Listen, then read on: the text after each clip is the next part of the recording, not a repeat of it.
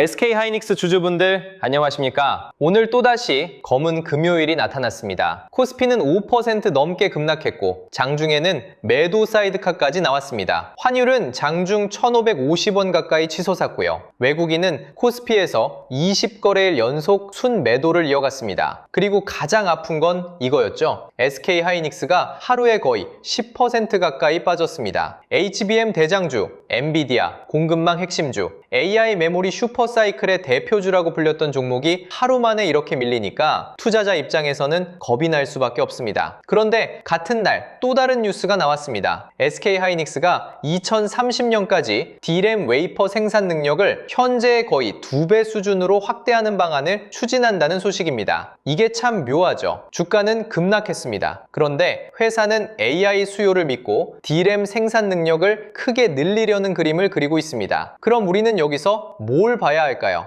오늘 하락은 HBM 기대가 끝났다는 신호일까요? 아니면 브로드컴 쇼크와 환율, 외국인 매도 때문에 좋은 회사까지 같이 던져진 하루였을까요? 다음 주 하이닉스의 방향을 짚어보겠습니다. 먼저 오늘 시장은 SK하이닉스만의 문제가 아니었습니다. 코스피가 8을 66성선까지 밀렸고 코스닥도 1000선을 겨우 지켰습니다. 장중에는 코스닥 1000선도 깨졌죠. 삼성전자도 6% 넘게 빠졌고 SK하이닉스는 더 크게 밀렸습니다. 이런 날은 개별 기업의 좋은 뉴스보다 시장 전체의 위험의 피가 먼저 나옵니다. 특히 SK하이닉스처럼 최근 많이 오른 주도주는 외국인이 위험을 줄일 때 가장 먼저 매도 대상이 될 수 있습니다.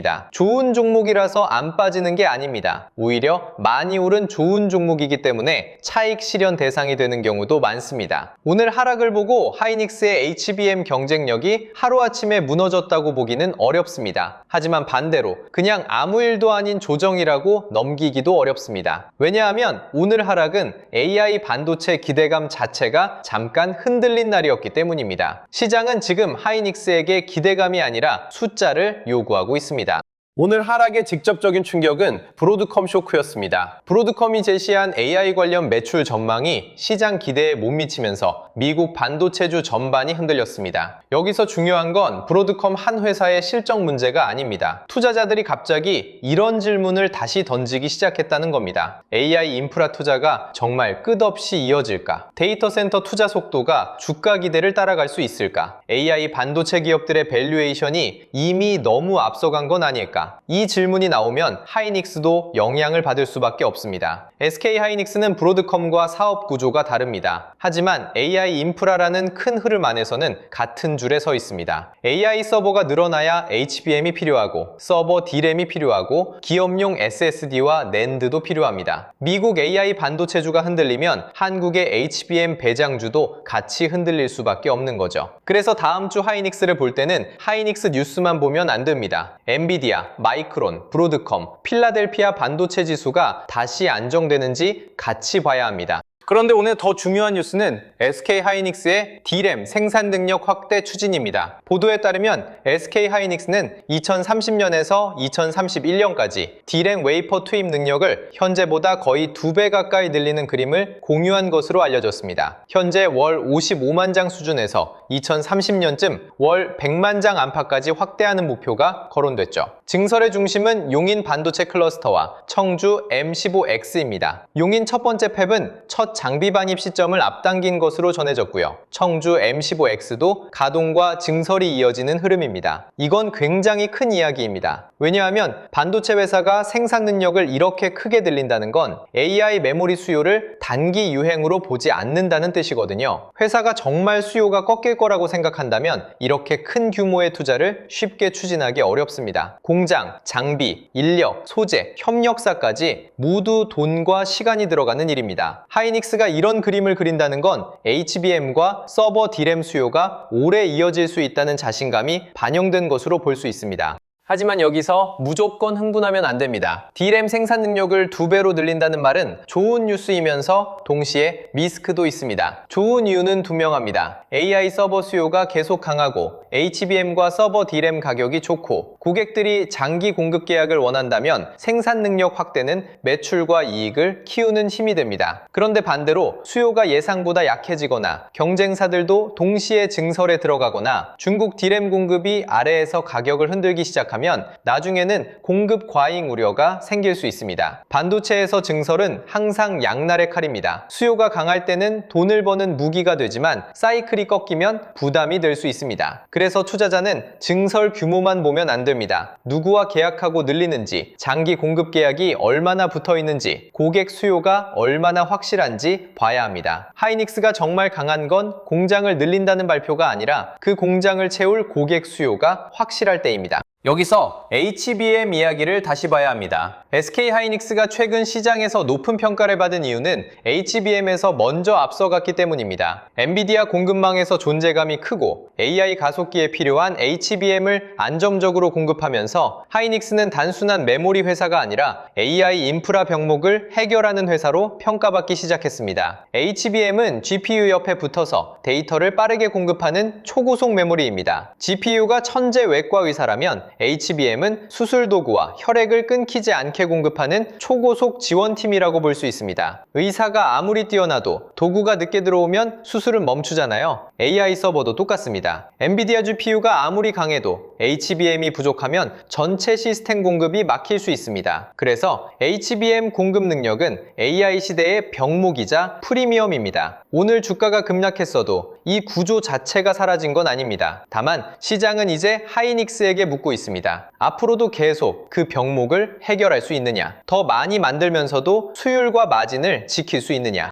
HBM에서 가장 중요한 건 수율입니다. 수율은 기술 용어처럼 들리지만 투자자 입장에서는 결국 돈입니다. 같은 장비를 쓰고 같은 인력이 일하고 같은 시간 동안 제품을 만들었는데 정상 제품이 더 많이 나오면 마진이 좋아집니다. 붕어빵을 10개 구웠는데 9개를 팔 수 있는 가게와 5개만 팔 수 있는 가게의 이익은 다를 수밖에 없잖아요. HBM은 여러 장의 D램을 쌓아 만드는 제품입니다. 아래쪽 칩 하나에 문제가 생겨도 전체 제품 품질이 흔들릴 수 있습니다. 그래서 더 많이 만드는 것만큼 잘 만드는 게 중요합니다. 하이닉스가 D램 생산 능력을 늘리는 건 긍정적일 수 있지만 HBM 수율과 패키징 안정성, 고객 인증 속도가 같이 따라와야 합니다. 생산 능력은 늘었는데 수율이 흔들리면 매출보다 비용이 먼저 커질 수도 있습니다. 다음 주부터 시장은 하이닉스의 증설 뉴스를 단순한 호재가 아니라 수율과 마진을 함께 보는 뉴스로 해석할 가능성이 높습니다. D램 생산 능력 확대는 HBM만을 위한 이야기가 아닙니다. 서버 D램 수요도 같이 봐야 합니다. AI 데이터 센터에는 HBM만 들어가는 게 아닙니다. GPU가 계산을 할 때는 HBM이 필요하고요. 서버 전체가 작동하려면 고용량 서버 D램이 많이 필요합니다. AI 추론 서비스가 늘어나고 기업들이 자체 AI 서버를 구축하기 시작하면 서버 한 대에 들어가는 메모리 용량도 계속 커질 수 있습니다. 그리고 HBM 생산 비중이 커지면 일반 D램 공급은 상대적으로 빠듯해질 수 있습니다.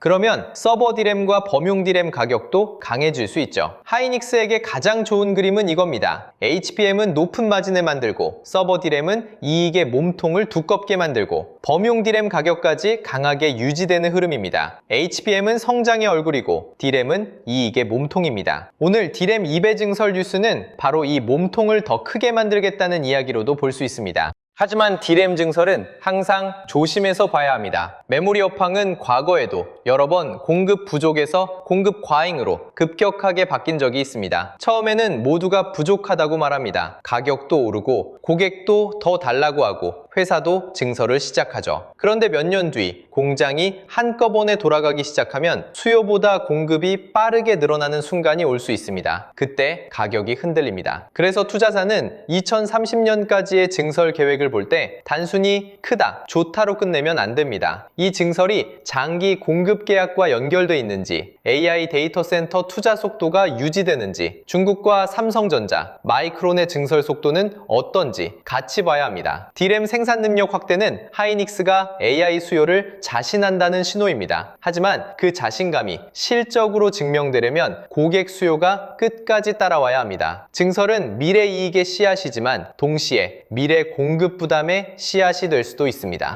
장기 공급 계약 이야기도 중요합니다. 최근 시장에서는 하이퍼스케일러들이 D램과 낸드를 안정적으로 확보하기 위해 메모리 업체와 장기 공급 계약을 맺으려는 흐름이 커지고 있다는 이야기가 계속 나오고 있습니다. 이게 왜 중요하냐면요. 메모리 회사의 평가 방식이 달라질 수 있기 때문입니다. 과거 메모리는 사이클 산업이었습니다. 좋을 때 확 좋아지고 나쁠 때 확 꺾이는 업종이었죠. 그래서 시장은 메모리 회사를 이익의 안정성이 낮은 업종으로 봤습니다. 그런데 장기 공급 계약이 늘어나면 이익 가시성이 높아질 수 있습니다. 고객이 물량을 미리 확보하고 가격과 공급 일정이 어느 정도 안정된다면 메모리 회사도 예전보다 안정적인 이익을 낼 수 있죠. 하이닉스가 D램 생산 능력을 크게 늘리려면 이 장기 수요가 중요합니다. 그냥 기대만 믿고 짓는 공장인지 장기 고객 수요를 보고 짓는 공장인지에 따라 투자자들이 보는 평가가 완전히 달라질 수 있습니다. 젠슨황 이슈도 하이닉스에는 여전히 중요합니다. 최근 한국 증시에서는 젠슨황이라는 이름 하나가 엄청난 영향력을 보여줬습니다. 그가 스친다는 기대만으로도 로봇주, 플랫폼주, 가전주,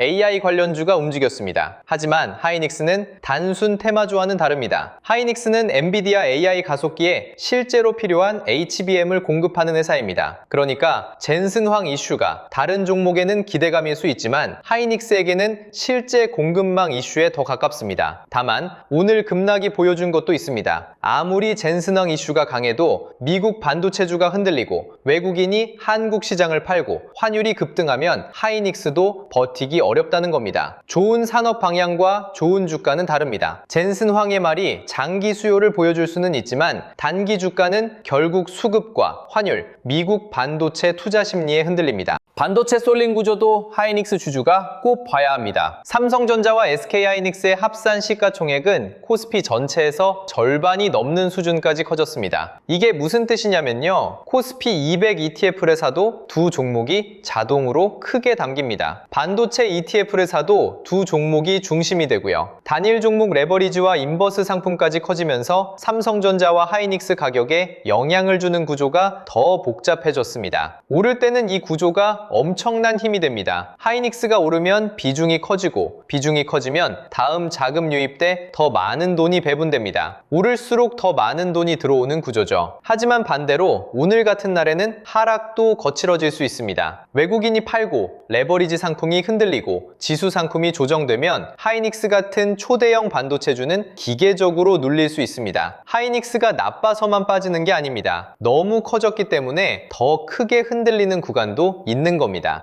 환율은 오늘 시장에서 정말 중요한 변수였습니다. 원달러 환율이 장중 1,550원에 가까워졌습니다. 이 정도 환율은 외국인 투자자에게 큰 부담입니다. 하이닉스 주가가 올라가도 원화 가치가 떨어지면 달러 기준 수익률이 줄어들 수 있기 때문입니다. 외국인이 한국 주식을 팔고 환율이 오르고 환율이 오르니까 외국인이 더 조심하고 다시 주식 매도가 나오는 흐름이 생길 수 있습니다. 여기에 중동 리스크와 유가, 미국 금리 부담까지 같이 얽혀 있습니다. 유가가 오르면 물가 부담이 커지고 미국 금리가 높은 수준에서 오래 유지될 수 있습니다. 금리가 높으면 기술주와 성장주 평가가 부담을 받고요. 달러가 강해지면 원화는 더 흔들릴 수 있습니다. 결국 유가에서 물가로, 물가에서 금리로, 금리에서 환율로, 환율에서 외국인 수급으로 연결되는 겁니다. 하이닉스가 아무리 좋은 HBM 뉴스를 갖고 있어도 환율이 불안하면 외국인 매수는 늦어질 수 있습니다. 그럼 오늘 급락에도 하이닉스를 완전히 끝났다고 보기 어려운 이유는 뭘까요? 첫 번째는 AI 메모리 수요 자체가 사라진 게 아니라는 점입니다. 브로드컴 쇼크는 AI 인프라 기대를 흔들었지만 데이터 센터와 AI 무대, 추론 서비스가 늘어나는 큰 흐름은 아직 살아있습니다. 두 번째는 하이닉스가 D램 생산 능력 확대를 추진할 만큼 수요를 강하게 보고 있다는 점입니다. 세 번째는 HBM이 여전히 AI 반도체 공급망의 병목이라는 점입니다. 네 번째는 장기 공급 계약이 늘어날 경우 메모리 기업의 이익 안정성이 과거보다 높아질 수 있다는 점입니다. 다섯 번째는 하이닉스가 단순 D램 회사가 아니라 HBM, 서버 D램, 낸드, 기업용 SSD까지 연결되는 AI 메모리 포트폴리오를 가지고 있다는 점입니다. 다만 이 모든 이유는 하락이 무조건 기회라는 뜻이 아닙니다. 좋은 회사도 너무 많이 올랐고 수급이 무너지면 더 흔들릴 수 있습니다. 중요한 건 산업의 큰 방향이 살아있는지와 주가가 다시 그 방향을 반영할 준비가 됐는지를 나눠보는 겁니다. 다음 주 하이닉스에서 봐야 할 조건은 분명합니다. 첫 번째는 미국 반도체주 안정입니다. 브로드컴 쇼크가 하루짜리로 끝나는지 엔비디아와 마이크론이 다시 회복하는지 봐야 합니다. 두 번째는 외국인 매도 강도 완화입니다. 외국인이 바로 대규모 순매수로 돌아오지 않아도 됩니다. 일단 계속 던지는 흐름이 줄어드는지가 중요합니다. 세 번째 번째는 환율 안정입니다. 원달러 환율이 계속 불안하면 하이닉스 반등은 힘을 받기 어렵습니다. 네 번째는 D램 증설 뉴스가 수요 자신감으로 해석되는지 공급 과잉 우려로 해석되는지입니다. 다섯 번째는 코스닥 소부장과 장비주 흐름입니다. 하이닉스 증설이 진짜 장비 발주로 이어질 것이라는 기대가 살아있다면 장비와 소재, 패키징 쪽도 다시 움직일 수 있습니다. 하이닉스만 보는 게 아니라 밸류체인 전체가 살아나는지 봐야 합니다.